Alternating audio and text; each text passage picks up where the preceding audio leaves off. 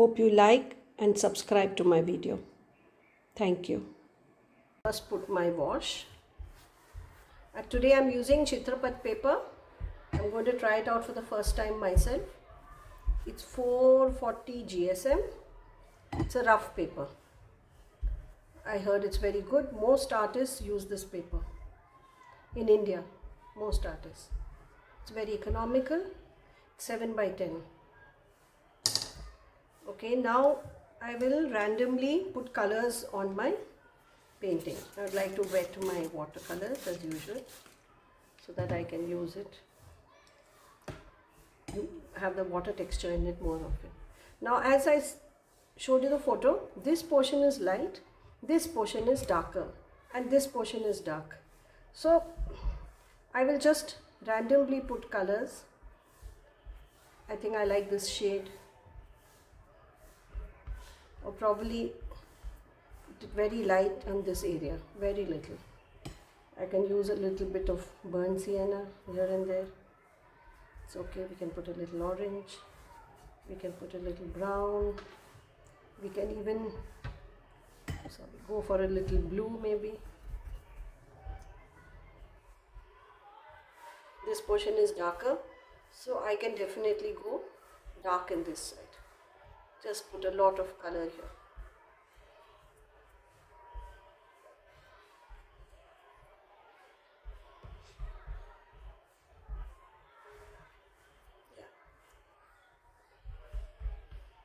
Maybe I can take a little green also. Like I said, we just want to create an impression of the painting. We are not interested in too many details.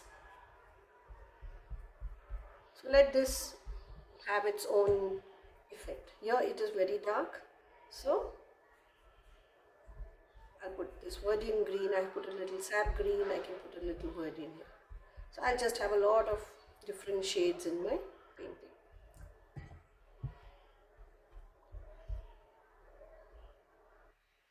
Do you want to try a little yellow here maybe? On the face area maybe.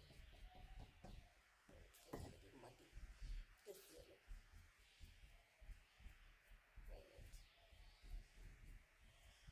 And wherever you feel maybe the color is too much, because this area is supposed to be light, you just lift off a little bit color with our tissue paper, a little bit. This again has a highlight kind over here. That's it. Everywhere else it is a neutral color, a little bit here. So I think best it is if you trace the painting. It's a very difficult drawing to make. If you notice, all the lines are going down like this on the back side of the Buddha. So it's very important to keep that in mind, in perspective. See here, it's going this side. And this is going straight. And again this is going at an angle. It's a two kind of a perspective. From here and from here. I will include the image in the corner. Let's dry. Let it dry very well now. While it is semi-dry, I will work on the background a little bit. So I'll use a round brush here. I will probably use some kind of a sap green, verdin green. Mix it. This area is absolutely dark, so I will just give it a little bit of a color.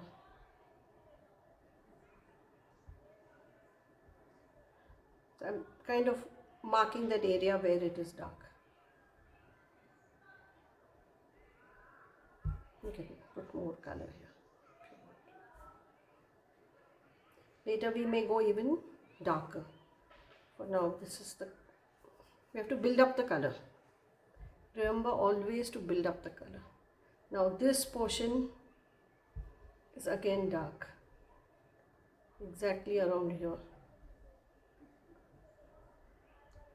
something here, correct. This portion is a bit dark, so we add a, again this portion is dark. So now this paper is a little blowing up. So I guess we can't put that deeper wash, unlike your Fabriano or Arches. You have to be a little careful. But the color is spreading well in it. I like the way it is spreading. Again, this portion is dark. This portion I would like to put my blue, since I had originally using that only here. So this is a bit dark here. That's my dog shaking the table. This portion I find it has got a little bit, the cheek area and all that. I will just put a little color here and I will let it flow on its own.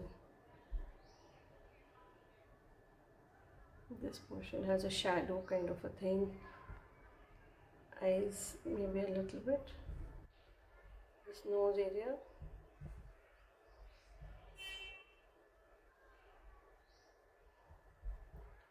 Around the ears over here.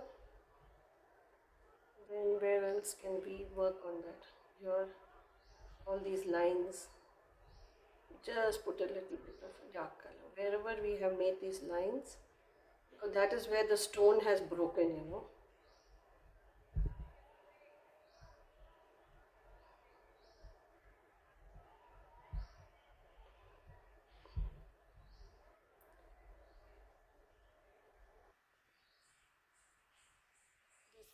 Again has got some kind of a shadow here. See, I'm not overly blending anything. I'm just I'm just marking all the areas actually where it is dark. This I will spread it because it's very harsh over here. Where else? I like to use a little bit of yellow ochre in these parts here. There's a lot of noise around in my area.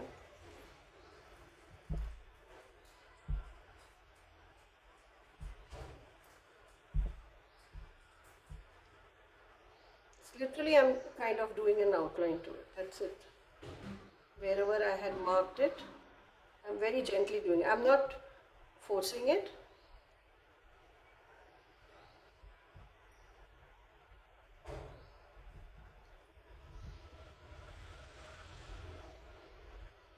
I'm using a lot of colors. Basically, you have to give an impression of the painting, of the actual picture, sorry. We are not interested in making too many details here. See, it's already given a light area here. So let's use that to our benefit. Here.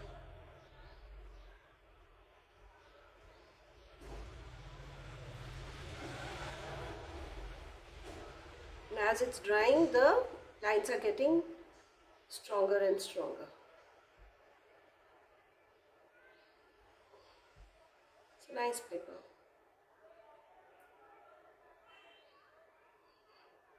These lines go down, like I said, like this.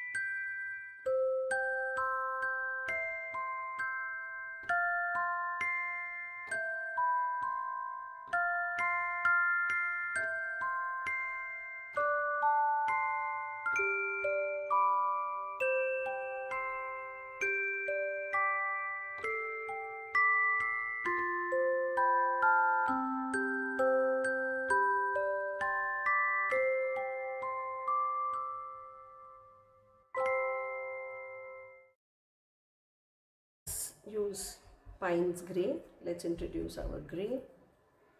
This color is beautiful. It's not black, it's grey. I mixed it a bit with the blue now. And let's see, where all can I put it? I can definitely put it here. See, it's a very dark shade, so I have to be very cautious how I'm putting it.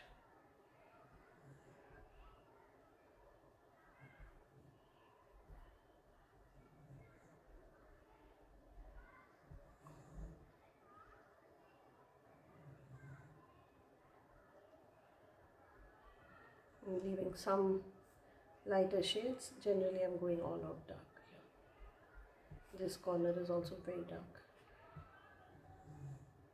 This is the inside of the cave.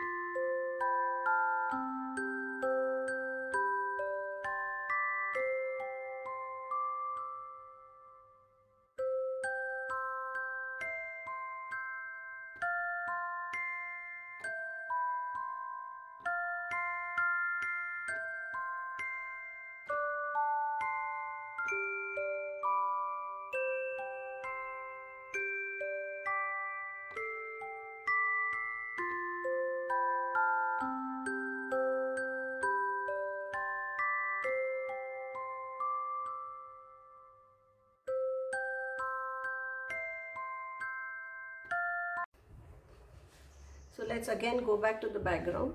Now that we have worked on this, again I will take a deeper color. Let's go for Pines Grey only. Maybe I can put a little bit of burnt sienna in it. Yeah. So again I will just define these things a bit. Now we need to define it. So making the darker shade darker, that is what I'm trying to do. See, now you understand why I don't straight away put the dark color. And I avoid black at all costs. Pines grey is a good shade to have.